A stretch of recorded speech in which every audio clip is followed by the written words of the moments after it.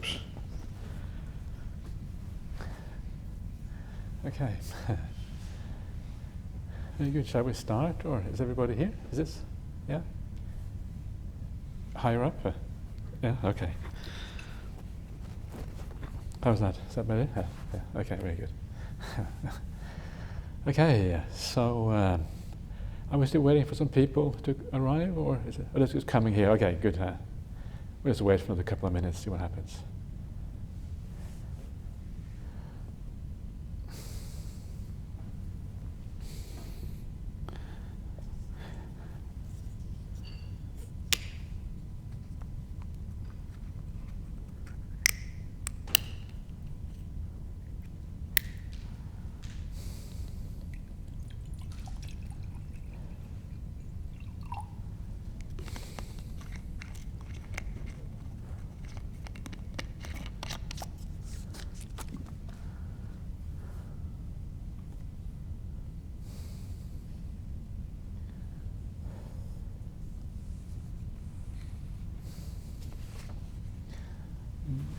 Okay. Maybe I could just ask, is there anybody who hasn't got the suttas printed out? You have got the suttas, okay. You want to get a copy? You can just grab a copy. I've got a few extras over here, so you can just, there's one for each one of you. Yeah, okay. Pauline? Yeah, okay. There you are, okay, very good. Anybody else? Oops, that's the last one, so okay. Good. If there's anybody else who hasn't got the sutras, let me know, and I can always organize a few more copies. So please let me know what's happening here. Okay. Okay, so I suppose we can probably start. I'm not sure. I guess you have all seen the copy of the schedule for the retreat, is that right? You know what we're doing roughly? Yeah? So this, as usual, I always follow kind of Ajahn Brahm's way of doing retreats. So this is basically a guide, so you can do whatever you like. You don't have to do any of these things. You can do all of them, or whatever, basically up to you what you want to do. So if you don't like my talks, you don't have to come to my talks. If you don't want to, is anything you don't want to come to, you don't have to do anything basically. It's really up to you, whatever you want to do. But Ajahn Brahm always recommends you to at least go to breakfast and the meal, because that's usually kind of the the highlight of the retreat day. So always go to those things. That's always very, very wise. Yeah, there is. I can see here between 3 and 4 p.m. there is a second sutta session. So there will be a sutta session in the morning, and one between 3 and 4 p.m. Also, between 3 and 4 p.m. is going to be alternate days. It's going to be a sutta session, and the other day is going to be interviews for people who want interviews. So is it possible for people to write themselves down for interviews, Danya? Do you know anything about that? Well, we put a sheet of paper Yeah. at the office. Yeah. Ajahn Brahmali usually has it on. Okay, and people can write their names down and we'll see what happens. Yeah, so there's no obligation to have interviews. It's really up to you. If there's anything you want to talk about, you're welcome to do that. Regarding the suttas or your practice or whatever you would like to talk about is fine. And then in the evening there will be a Q&A session. And apart from that, they will be doing the Metta Sutta, the chanting of the Metta Sutta in the morning, just to kind of start the day off on the right way, right? Chant a bit of metta is always nice to kind of get your mind in the right space for the rest of the day.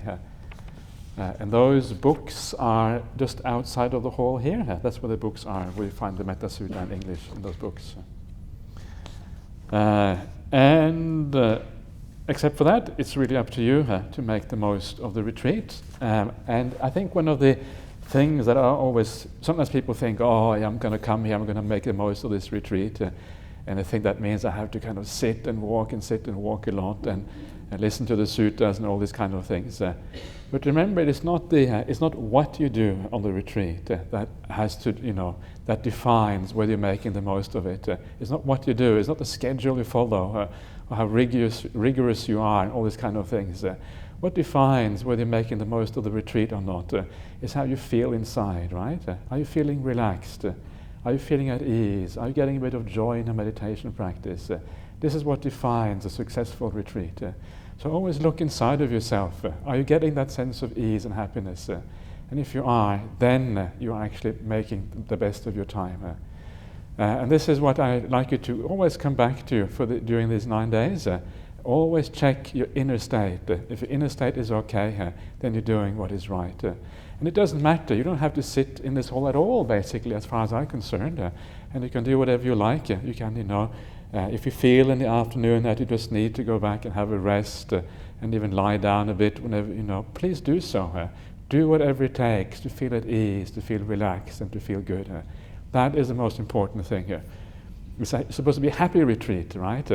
It occurred to me later, just this evening, that maybe calling the retreat a sutta retreat is a bit dry. Sounds a bit boring, right? Sutta. Who wants to go on a sutta retreat?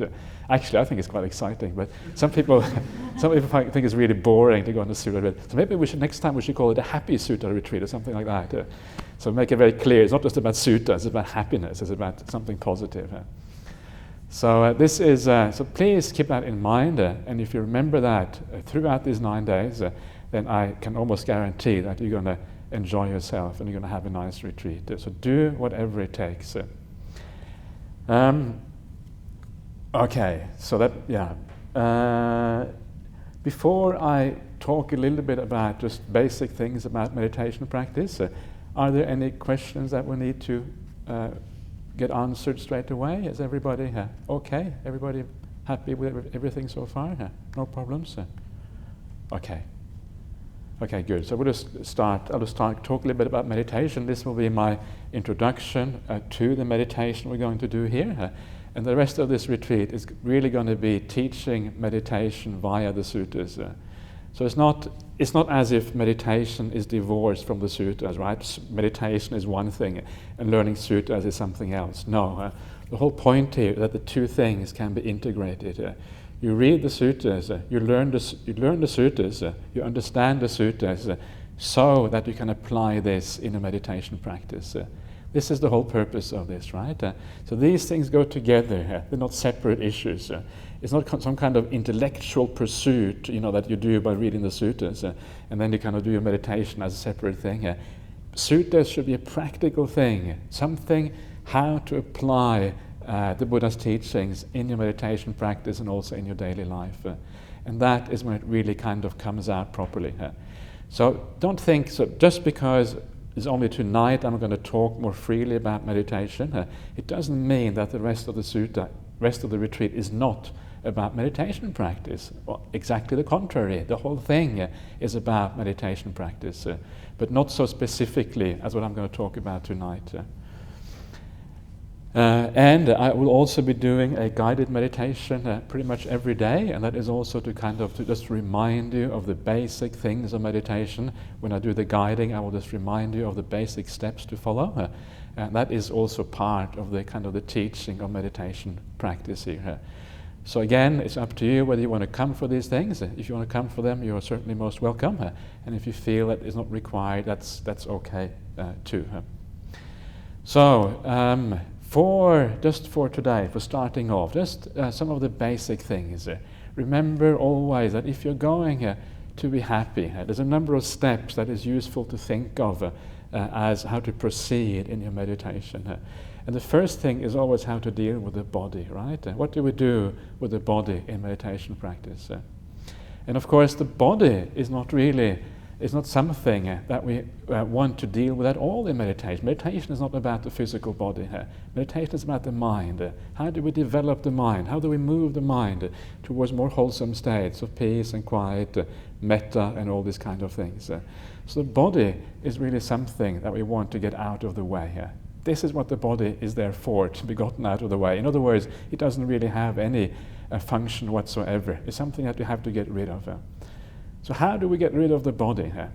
And this is, of course, the famous teaching of the Buddha of the middle way, right? Not kind of leaning towards sensuality on the one hand, and not leaning towards pain in the body on the other. These are the two extremes in the Buddha's teachings. And the reason that they are extremes, in one way they're not extremes at all. In one way, they actually go together, these two things. But the reason why they are considered extremes in this case is because if you indulge the body here, right, if you have all kind of pleasures with the body here, then the mind will go to the body to find happiness in the body here. And this is the problem. And as long as there's happiness in the physical body or the senses, then of course the mind will always tend outwards into that world of the five senses, and you won't really be able to withdraw inside of yourself, because the mind will seek for happiness there, right? And this is what the Buddha realized. When the Buddha realized that the path to awakening and to enlightenment is actually the deep states of meditation, of samadhi, when he realized that he had to move away from these two extremes, where the mind is preoccupied with the body. So this is the first one. You have to withdraw the mind from that world where it finds happiness outside. But the problem with the other side is, of course, if you have too much pain in the body. Now, pain in the body has exactly the same problem as finding happiness in the body. Because if you have too much pain in the body, again, there is business to be done in the body. Right? As the mind says, no, it's suffering, it's terrible. And because of that, the mind tends to go out into the body, into those senses again, because there is an inherent interest in being free of pain. So that's why these two things really are, in one sense, they're not extremes, they're just two opposite sides of the mind having an interest in the body, in two opposite sides. So because of that, both of these are to be avoided. If you don't avoid those, then the mind is not going to be able to withdraw and pull into itself and attain samadhi or stillness or peace. So remember that. And this is kind of the most fundamental, one of the most basic teachings of the Buddha. If you read the Dhammacakkappavattana Sutta, this is supposedly the first sutta of the Buddha, the very first thing it talks about is the middle way, right? First teaching. And it's also the teaching that people often forget when they go on meditation retreats. They forget the first teaching of the Buddha. It's interesting, isn't it, how these things somehow work out. So please don't have too much pain. In a place like this, it is unlikely that you will indulge too much, because it is much more ascetic than what you're used to in your home life. For many people, when you move straight from kind of an ordinary life into a setting which is almost monastic, it's a bit monastic to be here. Not quite, but getting closer, right? It's a bit of a shock to the system, because you're used to a different lifestyle. And initially, that can be quite difficult because of that change from the home life to the ordinary life to the lifestyle here. So because of that, it is already quite ascetic for most people. So just make use of the facilities. Don't try to make it even harder than it is already. Don't worry too much about that side of things. The side that people usually need to worry about when they go on retreat is not to have too much pain and a lack of ease, in a sense, in the body. This is the area where you really have to be concerned with. So make sure that you are at ease. Make sure you are relaxed. Make sure you're comfortable. Don't sit a lot with lots of pain in the body. If you find that you have pain, move, change your posture. Sit against the wall, relax against the wall. Take a chair. We have all these beautiful chairs here. Go for a walk, have a cup of tea, lie down. Whatever, right? Whatever it takes to be at ease. That is the most important thing here. And I always have a horror story of someone who really went wrong in regard to the not being at ease and being relaxed with the body. This was a man I met in Singapore many years ago. He was actually from Malaysia, but he worked in Singapore. And he told me, he took me to the side one day and said, "Bhante, can I please ask you some questions?" And he told me about this terrible experience that he had at a retreat. And he said that this retreat, I was so tense and so uptight and so unrelaxed that after this retreat I made a decision. I will never ever go on a retreat for the rest of my life. And then he said, "What should I do?" So obviously he had gone too far, right? He had basically he had gone on one of those retreats where the schedule is very strict and everything is very kind of regimented, and you had to follow that schedule. And if you didn't, basically you weren't really welcome on those retreats. So this is the point. We have to know where we're at, what we can do, what we are able to do, and not kind of overstretch ourselves and end up causing so much damage that we never ever want to go on a retreat again. The path of Buddhism is a very beautiful path, and there are so many wonderful results that can be had if you practice this path in a wise and compassionate way towards yourself. So don't damage that path, don't destroy that potential which is there, but be kind instead, and be soft and be gentle. Look after yourself, find that beautiful middle way. And when you really find that middle way, when the pleasure of the body does not drag your mind out into the world, and the pain in the body doesn't drag your mind out, when that happens, the body disappears, right?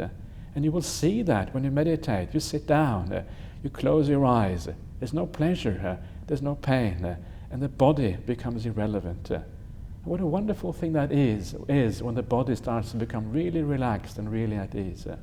This is not just about pain, it is also just about the body being relaxed. Very often in our lives, the body becomes tense, right? You run around, you do all these kind of things, you feel kind of tension in your stomach or in your shoulders or wherever it is. And this is also a kind of a torture of the body in a sense. So the part of this is not just the avoiding the pain side of things, but also just allowing the body to be really at ease and really relaxed. In the sutras, it's often called the idea of breathing freely. When you have a kind of free breath, the breath is like really automatic, really relaxed, and really at ease. And you know what that's like, and it feels very good. And when that happens, the body starts to disappear. The body goes away. And what a wonderful thing, even that much, is actually very nice. Sometimes you meet people who can't relax, right? They're so tense they cannot really relax. And that is a very unpleasant state. So first of all, relax. And take however much time you need on this retreat to relax 100%. And only then, when that has been done, only then do you move on to look after your mind and what to do with your mind afterwards. So once you have achieved that, once the body is relaxed, and by doing all these kind of things, and especially on the first few days, it's important that you look after your body just to relax.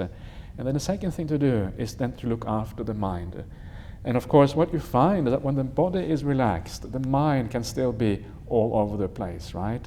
Still thinking about things, still be tired, be restless, and all this kind of, etc., etc. And all of this mental activity is usually run by the defilements. It's run by all these things inside. First of all, it's run just by restlessness from ordinary life, or from the tiredness that you bring with you from the outside. Either that, or it's also driven by the defilements in the mind. So to overcome this, first of all, you just need to continue that relaxation that you're doing with the body. Just continue relaxing, continue being at ease, allowing the tiredness to disappear that you bring with you from the outside, allowing the restlessness to kind of subside, and don't use any force, don't use any kind of will to try to keep your meditation going. Because remember that it is this will that in the first place causes both the restlessness and also the tiredness of the mind. So move away from that. Don't try to steer in a different direction from the direction you normally use in the world. One of the problems with the kind of concentration that people use in the world, for example, that you are doing some work, right, and you have to force your mind, you have to read something, you have to write a report, and sometimes you have to do things in the world which are not all that interesting, right? Because you're paid by somebody, you have to do that work regardless. But sometimes it's kind of boring. And what is it like if you are doing a job which isn't all that interesting, and you have to force your attention on that job for long periods of time? How do you feel after a day of doing that? You feel tired, right? You come back home and you feel exhausted. And the reason is because you are forcing the mind onto something which isn't really pleasant, something that you're not enjoying. And that leads to tiredness. It leads to restlessness. And this is why the ordinary concentration in the world doesn't really work. It doesn't work because we're using too much force. So remember that. This here is the exact opposite of that. And this is something we will see again in the sutta as we go through the suttas later on, that the way of meditation is not to use force at all. Force is counterproductive. It leads away from stillness. It leads away from samadhi. It leads away from being able to just watch the object for minute after minute, hour after hour sometimes. Stillness arises from something else. It arises from a natural focus on the object of the attention. And that natural focus happens not because you're using force or will. It happens because there is a pleasure associated with watching this particular object. That's how it works, right?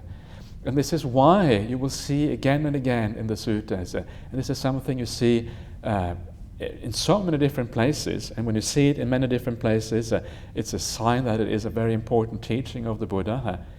Meditation, the spiritual path, is always conjoined with happiness, with joy, with peace, with all these things that are so attractive for the mind, right? And when you see these things in your mind, when you sit down and you have that, it is so easy to stay with the object that you're with. Why? Because it's nice to be here. You don't want to be anywhere else. And that's why it's so easy here. So be very careful when you do the meditation practice here, that you don't veer towards using too much willpower. And what you will find if you use too much willpower is that your mind after a while gets tired, the mind gets restless, you lose even a little bit of peace that you had before, and you have to go back to the beginning and start with easing up the body and relaxing again. So find that middle way. First the middle way of the body, then the middle way of the mind, which is the happiness and joy that comes from meditation practice. If you can't get happiness and joy, at least just enjoy the peace. Enjoy the beautiful peace that you can find here at Jhana Grove. So these are the first two things to do, and a large part of this is just learning to relax and learning to have a good time while you're here. But the most important aspect of meditation practice, for meditation to work, is the attitude that you have in meditation. This is by far the most important one. And if your meditation is going to take off, if it is going to work, it is the attitude that really matters. And by attitude, I mean not just kind of intention or your kind of your how you apply yourself, but also just your mind state, right? The state of mind that you bring in here with your meditation practice. So when you come in here, when you sit down, it's important to have a state of mind which is kind of has a sense of ease about it, a sense of joy, a sense of kind of wonder. Wow, this is going to be interesting to do this meditation, right? If you come in here and your state of mind is tired or is restless or you are upset, or it isn't kind of an easy and just relaxed and peaceful state of mind, then the meditation is going to be very difficult. So try to, before you come in here even, try to establish that positive mental state, which then makes meditation easy. This is the most important part in meditation, and this is the part which is eventually going to make or break your meditation practice, is the attitude or the state of mind that you bring with you.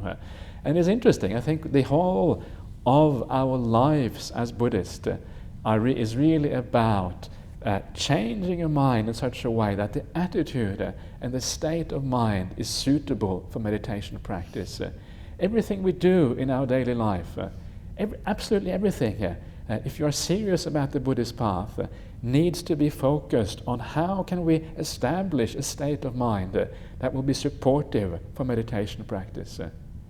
Because that state of mind is basically what is going to make meditation work or not. And to give you a basic, I think that the reality is that the things I'm going to teach on this retreat are basically all about just that, are about how can we use our mind, use our wisdom in such a way that we can establish a state of mind that is conducive to the practice of meditation. And just now, I think what I will do, I will just go through, this is what I like to do on these retreats, just go through the 8 precepts again and look at the 8 precepts and just to see how they work together with this idea of establishing a good state of mind for meditation practice. And the point here is that, of course, I'm sure you all know the 8 precepts already, that was probably pointed out to you before, but the main point here, which is an important point to make, is that these precepts, they have a negative side and they have a positive side. And you all know the negative sides already here.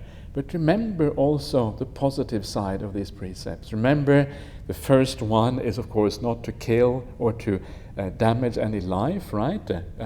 But the positive side of this precept is to be compassionate, is to have a kind heart, right?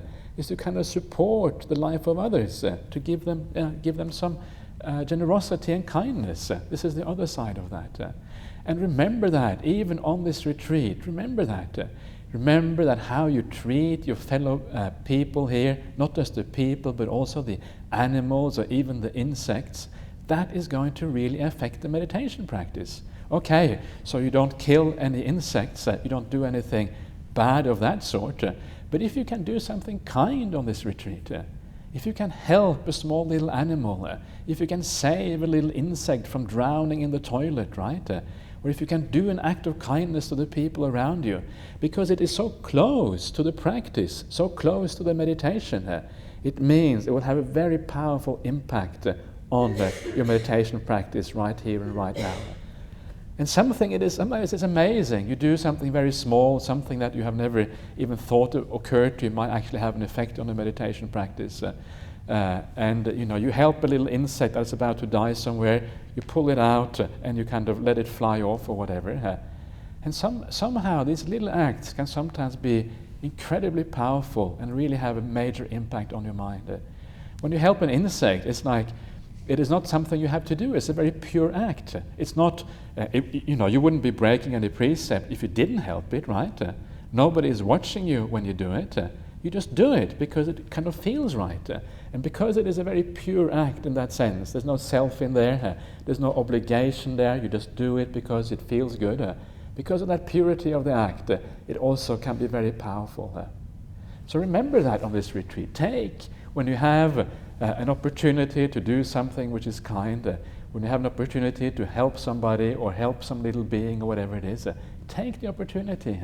And it's especially powerful when you stay here at Jhana Grove and you already feel quite peaceful and quite happy already. And these kind of acts have even more effect because of the situation you're already in. And then you learn something and watch what happens in your mind. See, understand the cause and effect, right? How these things actually work. And this is what then will give power to your meditation practice. So be kind. If you have an opportunity, always take that opportunity to be kind and to do what is right. And the same thing is true for the second precept. The second precept is about not stealing, right? So being generous is the opposite of stealing. One is taking something for yourself, the other one is giving something up. So if you have an opportunity to do an act of kindness, an act of generosity for somebody, this is an amazingly good time to do that. Sometimes the tiniest little act of kindness, the tiniest little act of generosity can actually impact very powerfully on your mind. So try that, see what happens. Hold the door open for somebody. Don't expect them to say thank you because it's a silent retreat so nobody says anything. Don't say it for reward, just do it because you know it is a good thing to do. And see what happens in your heart, right? See how it kind of brightens up your mind. Every time you do something good, it brightens up the whole thing. And then that empowers your meditation practice. So what we're doing here is we're steering the mind into the right state. We're steering it into the right attitude. That when you sit down, you actually have that power there, which otherwise you don't have. And the third precept is a precept of sexual abstinence. And the whole point of this precept, and this precept really also goes together with the the sixth one, which is to abstain from eating at the wrong time, and the last one, which is not sleeping on a high and luxurious bed. The beds here are quite good, but they're probably maybe within the acceptable limit, perhaps. Not entirely sure about that, but they're good enough. And then, of course, there is the seventh precept about not using entertainment, etc. And all of these are really about, they all go together, and they're about moving away from the sensual world, right? That is the purpose of these precepts. So you're kind of pulling yourself a little bit out of the world of sensuality. And then the idea of doing that is then that you have to find your happiness. It's almost like you're forced, in a sense, to find your happiness somewhere else. So you have to learn, and this is one of the tricks about going on a meditation retreat, to learn to refocus your mind away from that sort of happiness and towards the happiness that is internal instead. The happiness that you find inside of yourself because of your conduct, because of the peace you have, and all these other kind of things. It's a shift, a shifting away. And I find this, there's one sutta which I find always very funny in this regard, and that is a sutta where the Buddha talks to Lady Visakha. Lady Visakha, of course, one of his chief female disciples. And Lady Visakha goes to the monastery on the Uposatha day. The full moon is shining, everything is very beautiful and bright, right? It's always very beautiful when you have the full moon coming out. You feel really inspired, you want to meditate. So she goes to the monastery to meditate, and also to just hear some Dhamma talks and these kind of things. And then she goes to the Buddha and she asks the Buddha, how should I spend the Uposatha day so that it is of great fruit and great benefit? And then the Buddha says, well, there's 3 different ways of spending the Uposatha day. 2 of those are not very good, but one is the way to practice. One of the ways that is not very good, the Buddha says, if you come here and you spend your day in the monastery and you keep the 8 precepts, and the 8 precepts feel like a straitjacket which are kind of holding you back from all the fun you could have had otherwise. And all you do when you sit down in meditation, all you do is think about all those things I would be doing if I wasn't here. So tomorrow, okay, I'm going to make this kind of food. I'm going to cook it in this way. Or you can kind of see the food boiling on the plate. You can almost smell it in your mind already beforehand, right? I'm going to be seeing these kind of shows. I'm going to be doing all these kind of things tomorrow. And I'm going to enjoy the pleasures tomorrow because today I'm wearing the straitjacket of the 8 precepts, right? And the Buddha says, that is not a good way of spending the Uposatha. You're wasting your time. All you're doing is thinking about the sensual pleasures. And this is exactly, and you will find, I'm sure everyone here will find that sometimes the mind does that, right? It goes to think about the pleasures that we could have had otherwise. This is just the nature of the mind. So you will find that sometimes you are also kind of moving towards the type of Uposatha the Buddha told Visakha not to practice. So this is what we're trying to avoid. And to avoid that, we have to try to practice another type of Uposatha. And the Buddha says this Uposatha is the Uposatha where you reflect on something wholesome. You reflect on the qualities of the Buddha. You reflect perhaps on your virtue in the past. You reflect perhaps on the generosity you have done. And I will talk more about this later on.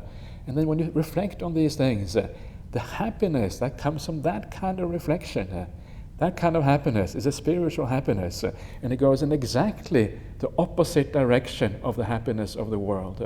And when you give rise to this spiritual happiness, and suttas are full of this kind of thing, when you give rise to that kind of spiritual happiness, that is where meditation becomes possible. And that is when the Uposatha day is lived with great fruit and great benefit, right?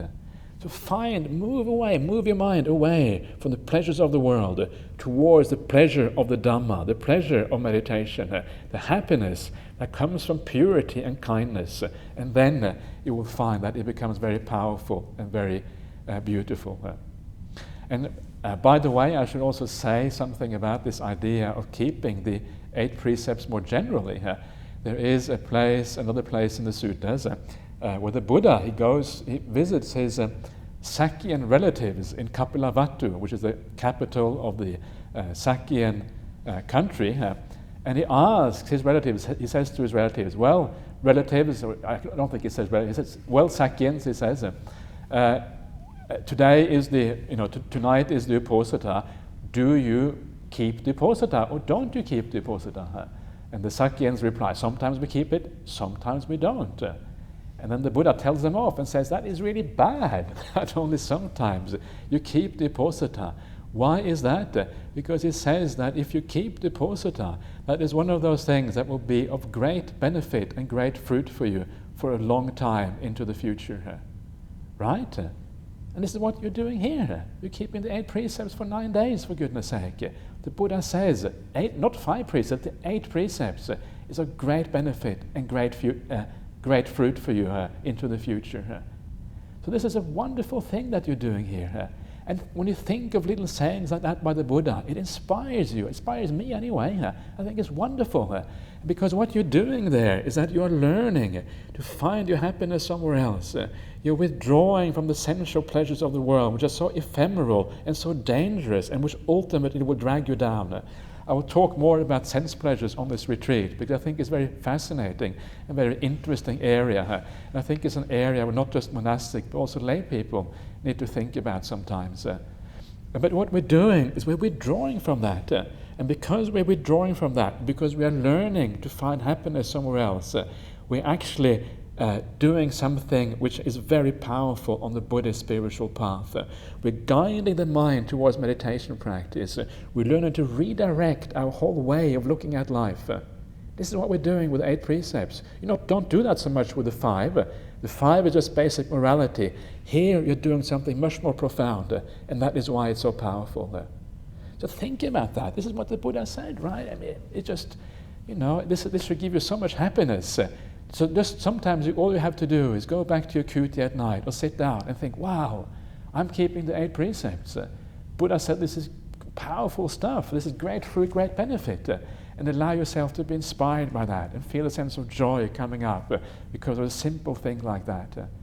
And this is what I said before about this idea of bringing up joy in the mind. This is one of the ways of doing that. You inspire yourself, you bring it up, you learn to reflect on these things in a way whereby it drives your meditation, drives your whole happiness. And then the path becomes so beautiful. It's not dry, it's not boring, it's not painful, it's happy. And this is what it's supposed to be about. The whole of Buddhism is a path of happiness, movement towards happiness, and movement away from suffering. That's all it's about. And that's, of course, why it is so powerful. So think of that. So this is what these 8 precepts, in particular, I was now talking about the 3rd precept and all these other ones which are about moving away from sensuality. This is why it is so important. So try to learn that movement away from sensuality. Then we have, of course, the precept about lying, 4th one. So it's hard to lie by gestures. You can't really lie by gestures so much, so you should be pretty safe from lying during this retreat. So it's quite nice sometimes just to have the noble silence of a retreat. So see how you go with that. I always say to people, if you feel desperate, if you really have to talk to somebody, you're always welcome to come and have a chat with me at the interviews. Or you can go for a walk somewhere and take your favorite friend with you and have a talk or whatever. Of course, that's always okay. But it's good to try to the best of your ability just to keep quiet for these 9 days. And one way that I usually like to talk about the idea of silence is, again, you want to make these things into something positive, right? Sometimes people think, silence for 9 days, wow, that's really oppressive. And people feel oppressed because they can't talk. And again, it's natural. Don't feel bad if you feel oppressed about this. But try instead to shift your focus, shift your way of thinking about this in a different way. And the way I like to tell people, well, think of it on a retreat like this. There are some people who always get nice meditation, right? There's some people who really get off on these kind of retreats. So think about it like, this is my gift to all those people who practice well, who meditate well. I'm going to keep quiet simply to help them in their meditation practice. And then you make your silence, your quietness, you make it into a gift for the people around you. Then it becomes very beautiful, right? Then it becomes a power also in your meditation practice as well. You're helping others and you make it into a power in your own practice. You can see how these things go together. So everyone kind of is benefited by these things. So it's so much about this whole Buddhist path and how we look at our life. It's so much about how we perceive things, how we look at things, how we think. And if we think in the right way, things go so well. If we think in the wrong way, things go down the gurgler, right? And things don't go very well at all. So it's all about getting that right thinking and the perception in the right way. Then you have the precept about not having any intoxicants. That shouldn't be a problem, I think.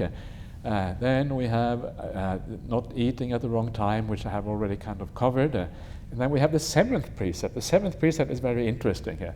I already talked about the entertainment part, but there's also the part about not adorning oneself, not wearing any jewelry or makeup or even fancy clothes, right? Have very simple clothes, just comfortable enough for meditation practice.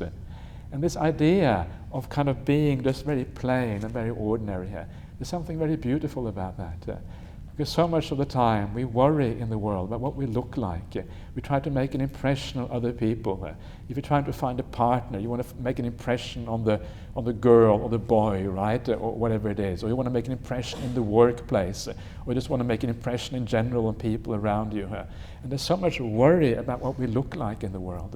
And there's so much sense of identity, so much sense of self that revolves around all these physical things of what we're like. What a wonderful thing it is to come to a retreat and not have to worry about that at all.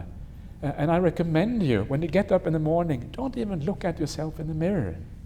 Start forgetting about yourself. Throughout the day, don't look at the mirror at all. Okay, if you have to shave or something like that, fine, you better look in the mirror, otherwise you're going to cut yourself really badly perhaps. But, minimize that kind of thing, because it is so nice to be free from this kind of self-consciousness, always being concerned about what we look like, and forgetting about all that, and forgetting about the sense of self. And one of the things about the Buddhist path, the deeper you go in meditation, the less of a sense of self there is, and the less identity you have with the physical body. The identity with the physical body starts to disappear with the disappearing of the body itself. So if you can avoid thinking about your physical body at all, thinking about what you look like at all, and just being completely plain, and just kind of living in this mental space, you're just this mind wandering around. It's a wonderful feeling of freedom right there, because you're actually stopping that identification process. It's a wonderful thing here. So try that, and I can almost assure you that if you do that, it will actually be supportive for your meditation practice, that too. You're moving away from identity and moving away from thinking of yourself as somebody in particular. And then that movement, which is a positive movement, continues in your meditation practice. As your mind gets more and more still, you are disidentifying with more and more aspects of who you are. And as you disidentify, you become more and more peaceful and more at ease and more relaxed. It's a beautiful process. It happens all the way through. So try that as well and see what happens. And then the last precept is about not using high and luxurious beds, and I think we have kind of covered that already. So all of these things is about attitude, and this is the most important thing during this retreat. This is a thing that I will come back to again and again.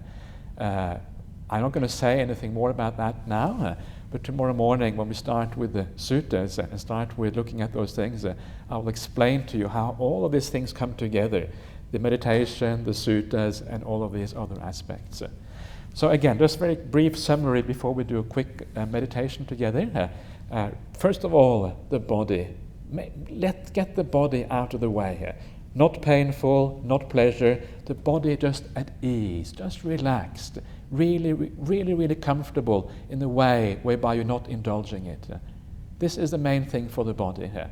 So do whatever it takes to be relaxed. Sit against the wall, sit on a chair, go walking, go back and lie down if you have to, have a cup of tea.